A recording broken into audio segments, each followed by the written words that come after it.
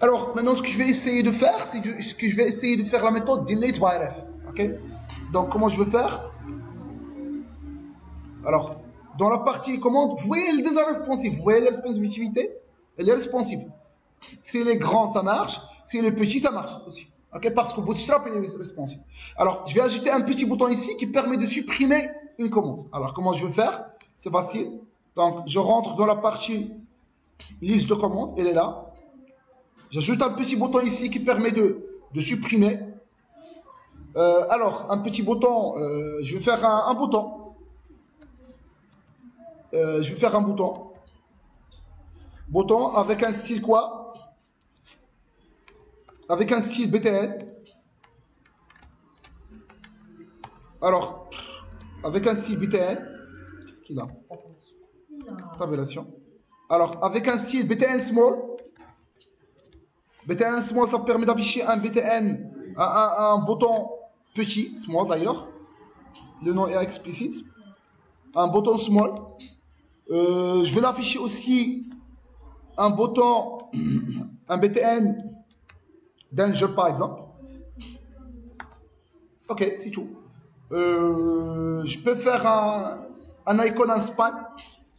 Je peux faire un span. Je peux faire un span carrément. Un span ici. Et une fois que tu cliques sur le span, qu'est-ce que je vais faire? Alors, je vais faire un petit lettre D, mais d'ordinaire, je dois faire un icône de font awesome. Et par la suite, je vais le faire. Alors, ce que je vais faire ici, delete by ref. Donc, je vais faire appel à une méthode qui est dans le TypeScript, qui s'appelle delete by ref. Alors, le paramètre fourni, c'est élément. Je vais donner carrément le élément. OK? Donc, je dois ajouter cette méthode, delete by ref, à entrée, create méthode. Elle est là maintenant. Alors, elle est là la méthode delete by ref. Je vais l'entrer comme public. Alors, qu'est-ce que je vais faire? Je vais supprimer à partir de la base de données et par la suite supprimer dans items. Alors, comment je peux faire? Je vais faire 10.service.delete by ref et je donne element.ref subscribe. Alors, je vais subscribe au résultat. Par la suite, je vais voir la partie API dans la partie backend. Mais dans tous les cas, si ça marche, je vais dire alerte. OK. Je vais afficher les réponses. Mais en plus de ça, je dois supprimer à partir de items. Alors, comment je vais faire? Je vais faire un 10.items. Filter. OK. Je cherche. Elle est déjà intelligent. Splice. Splice a permis de supprimer. Je vais supprimer quoi? Je vais supprimer l'indice de cet élément une seule fois. Alors, je peux carrément donner comme paramètre le element. Ici, virgule, si je me rappelle bien, tu fais virgule. I as index, si je me rappelle bien. Et tu passes ici le I aussi, si je me rappelle bien. Donc, virgule, index number. Et je peux supprimer directement l'indice. Donc, this item, splice. Splice quoi? L'indice. Combien d'éléments vous voulez supprimer? Je vais supprimer un seul élément. Alors, je vais essayer de voir est-ce que ça marche ou ça marche pas. Il y a une erreur quelque part. Oui, le I. Le I dans le... C'est pas le I, c'est plutôt le index. Et je vais essayer de voir. No property I. Ah oui, ça c'est une ancienne. Ça c'est une ancienne erreur. Alors, je vais supprimer le C4. Votre attention s'il vous plaît. Check. Alors, je vais inspecter l'élément. Il y a une erreur quelque part. Mais je vais vérifier la base de données. Est-ce que le C4 a été supprimé ou non? Non, même le C4 n'a été pas supprimé. Donc, je vais voir pourquoi. Il y a un problème quelque part. Error runtime. During hydration, Angular expects TH, but found TR. Il y a juste un petit problème quelque part que je dois fixer rapidement. Alors, une fois qu'on a préparé l'API, la partie vacante, je clique sur Delete.